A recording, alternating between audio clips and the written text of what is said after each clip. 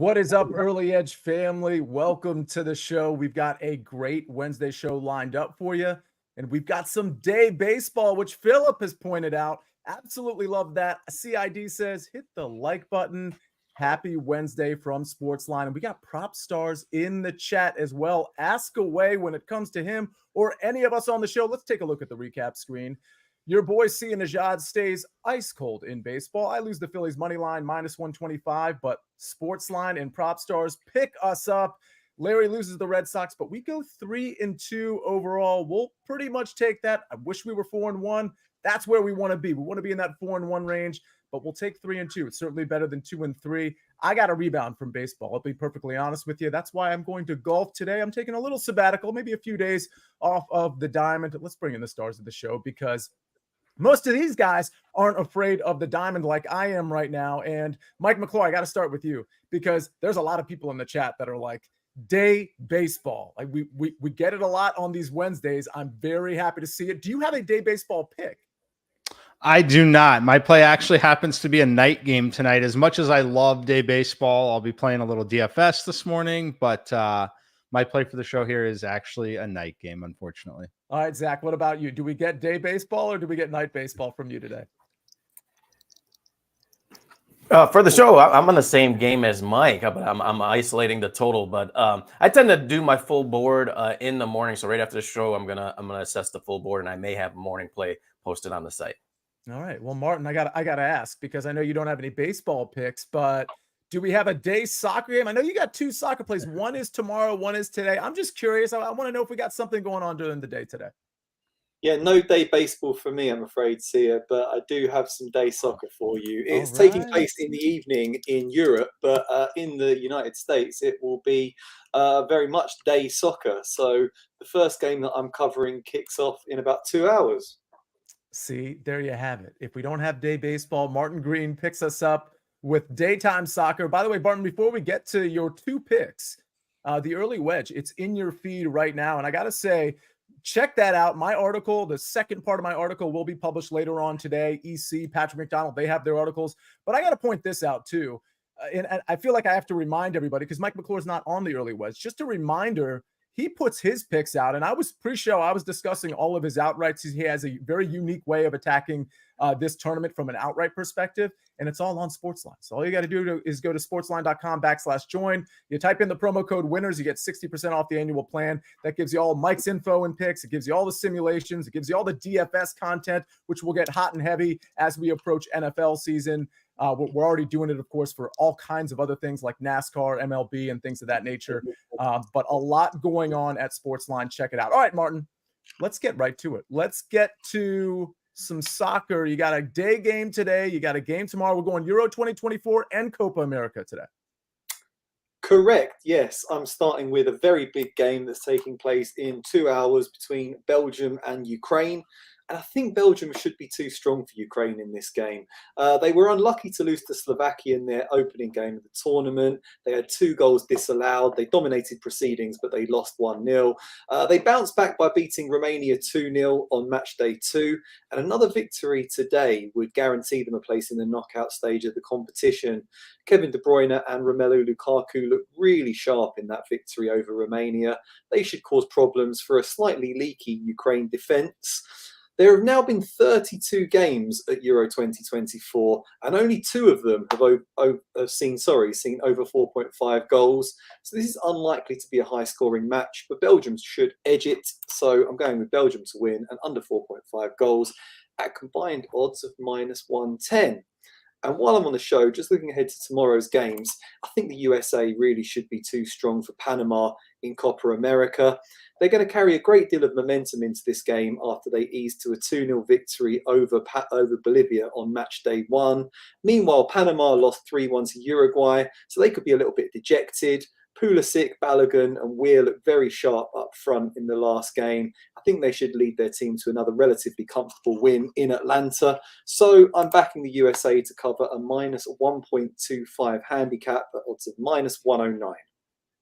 Leave it to Martin Green across the pond to finally bring up USA when it comes to Copa America. I don't think we've ever heard Buckets utter anything USA backed here. So Martin, we on this side. Appreciate that. You're most welcome. All right.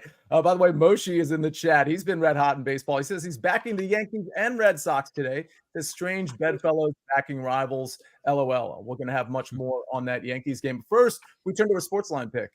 We're going to the Phillies. I went to the Phillies yesterday. It did not work out. Obviously, a different situation here with Turnbull and Holton on the mound.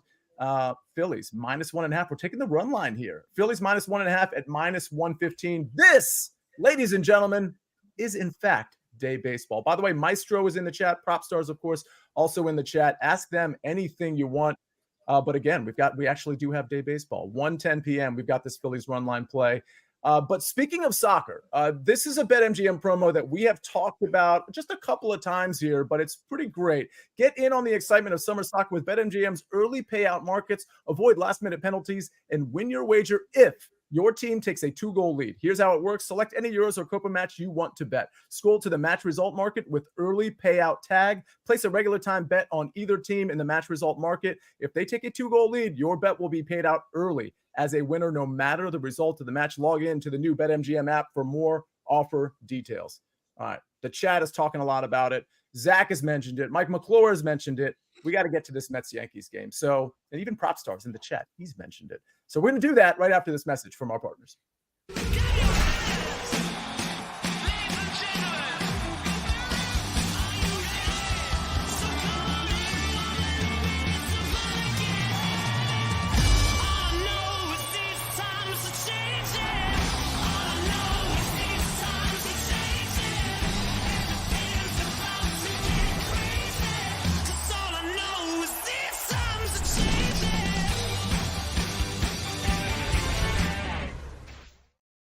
Anytime I see college football promos, I get very excited.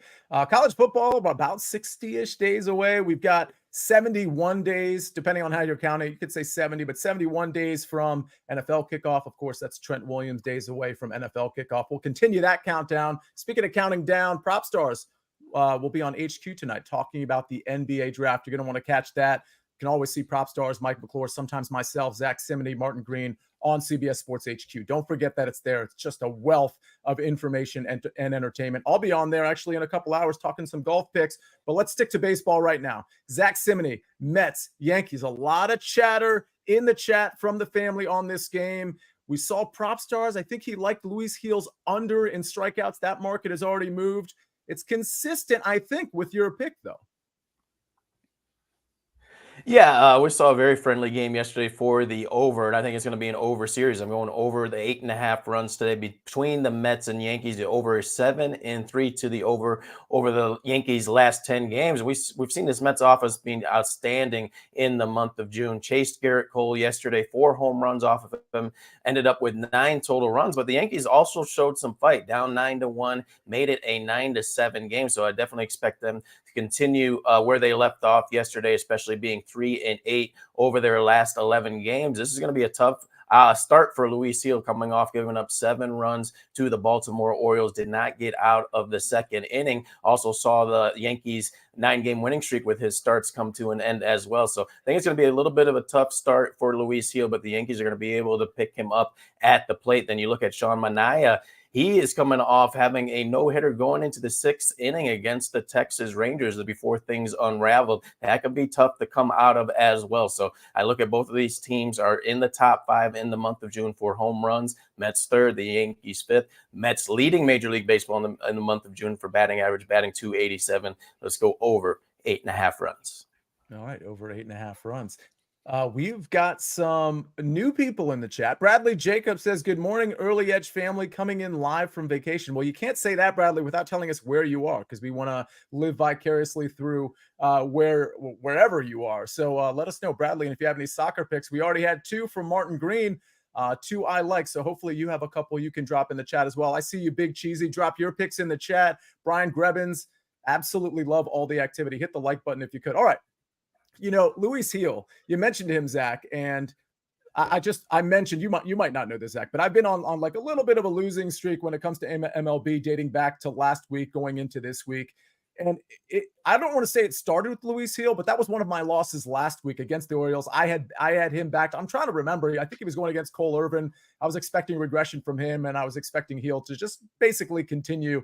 But you said it. He couldn't get out of the second inning, which is why I'm transitioning from baseball today to golf. We've got a morning matchup that I like tomorrow at the Rocket Mortgage Classic. And Mike, I do want to kick something off you after I give this matchup out from an outright perspective, because my first click, if you watch the early wedge, you know this. My first click from an outright standpoint, I had two really. It was Robert McIntyre at 40-1, and it was Taylor Pendrith at 35-1. That Taylor Pendrith line has now moved to the 25 to 30 range. So clearly some money going on him. Robert McIntyre has stayed steady at 40-1. I've got a couple of other outrights I'm going to sprinkle. It'll be in my article. But I like Robert McIntyre in the first round. And I'll say this, he's also one of my first round leaders. I have him minus 120 over Adam Svensson. Here's the thing about Svensson. He's pretty popular in this tournament, particularly in DFS circles. He's been striking the ball really well. Now, I don't know that this is as much a ball striker's course as it is a off the tee and putting course. Certainly ball striking and approach play is going to help. And Adam Svensson has Robert McIntyre beaten in the approach department. But when you're looking at the approach proximities, the wedge play is going to be really important. Those are the shorter approach ranges. And Robert McIntyre is actually pretty good there. He's much better than Svensson off the tee, and he's much better, and this is the key, he's much better on approach, with the putter than Adam Svensson. So that's what this matchup really comes down to. I could see Adam Svensson going low in round one to some degree, but I really like Robert McIntyre's ability to light it up with the putter. And that's part of the reason I have him as one of my few first round leaders. So give me Robert McIntyre minus 120 over Adam Svensson. Don't forget, Robert McIntyre just won a tournament like 3 tournaments ago. I believe it was the RBC Canadian Open. This guy knows how to win. He knows how to close, and he knows how to light it up in a singular round. So I like him minus 120 again over Adam Svensson. All right. We go back to the Yankees. But Mike, before we do that, let me ask you about Robert McIntyre. Because like I said, Pendrith, McIntyre were a couple of my first clicks. I don't want you to go through your entire outright card. People can go to SportsLine for that and catch all your simulations and your outrights and all of those things. But any thoughts on Robert McIntyre? And I did mention Taylor Pendrith, so thoughts on him as well for the Rocket Mortgage. Yeah, I like both of them. I got them both firmly in the top 10 in the sim leaderboard. As far as McIntyre's, the thing that I'm most excited for him would be just the fact that this is a lower strength of field. Like the quality of the field is not as strong as some of those events that he has been competing in. So I like that for him. Only other thing I would say, a guy that is popping a lot, probably for a lot of people, is Maverick McNeely. Yeah. Another guy that just drastically benefits anytime the field strength is reduced. All right. Yeah, I know Mav is definitely coming up a lot. I have resisted betting him in any capacity, not because I don't like him, but because I had other guys. But the momentum for him that I'm hearing from smart people like yourself, it's building so much that I don't know that I'm necessarily betting him outright, but I probably will end up finding a market with him. Maybe it's finishing position, top 10, maybe even an outright. Martin Green, I got to ask you something, because the chat is inquiring about this Romania match. Any thoughts with respect to that particular one? It's a really, really tough game to handicap, Sia. I don't have anything on this one. I think it could finish in a draw. The teams do look evenly matched to me. Maybe 1-1, something like that sounds about right, but no official plays for me on that one. Just looks like a tough game to call, because both teams are quite inconsistent. Yeah, sometimes a stay away is a better bet than anything you can conjure up and desperately throw at a game. So I respect the discipline there. Big Cheesy says Alec Baum over 1.5 total bases plus 100. Well, we're certainly hoping for that, as we like the Phillies a lot in this game. All right, Mike, we're going back to the Yankees game. Where are we at in this one? I'm on the Yankees side here, Sia. I like this as a massive bounce back opportunity for Luis Hill. You know, you talked about you bet him in that game. I watched it. I didn't bet that game that day, but I had it in DFS, obviously.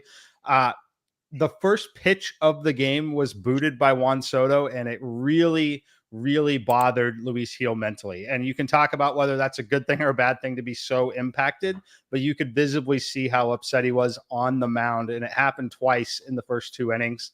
I personally think he bounces back. It's a huge park shift for him, the best pitching environment in the National League where he'll be playing.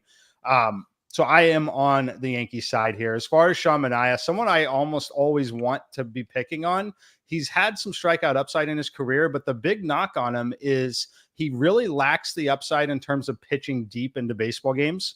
A good outing from him is going to be 5 to 5 2/3, but typically every third game or so, you're going to see a 3 2/3, a 4-inning kind of outing because of how he racks that pitch count up. For me, he throws and leads with a sinking fastball. That's where I'm expecting the regression. The actual weighted on base average on that so far this year, 267. The expected number has it at 338. So I like the Yankees here, have them winning 61%, meaning should be all the way up to -156. We might see some buying the other way. And the reason I want to talk about the total, I'm interested in the total as well. We have some very poor weather, and it's still a little too early in the day to know on timing, but there are storms, and it's very possible that these storms, rather than hit 7th, 8th, 9th inning, could be hitting around 4th, 5th, 6th inning in this game. And if that's the case, it would definitely be shortening and ending any starting pitcher's night.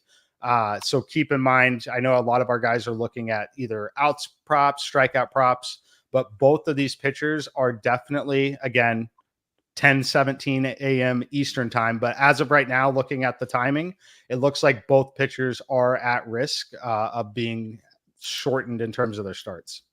Mike, do you see, like, when stuff like this happens, and you can use today as an example if you've checked, do you see that affect those particular lines, whether they be strikeout or outs props, in terms of maybe you start to see at least the juice come in on the under on a lot of those?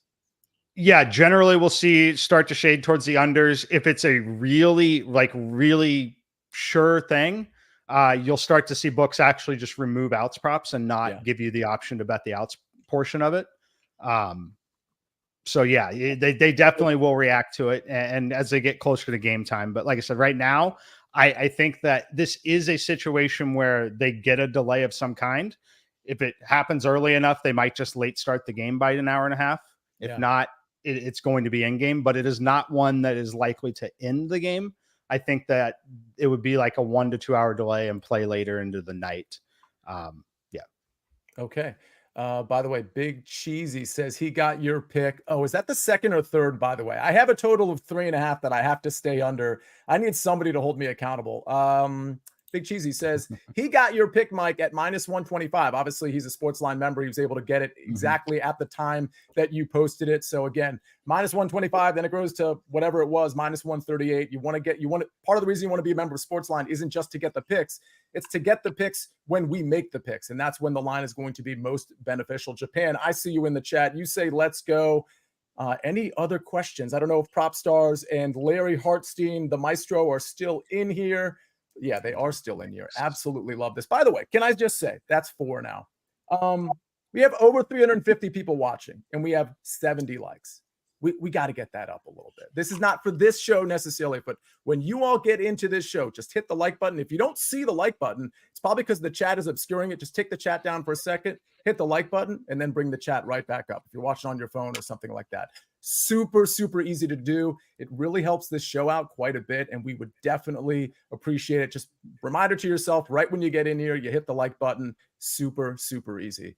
I think that is all. I think I got to most of the questions. I saw Bradley drop in a fun fact about that Romania game. Absolutely love to see that. All right, let's take a look at the recap screen as I scan the chat and see if I missed anything. Martin Green, Belgium money line plus under 4.5 at -110, and USA -1.25 of -109.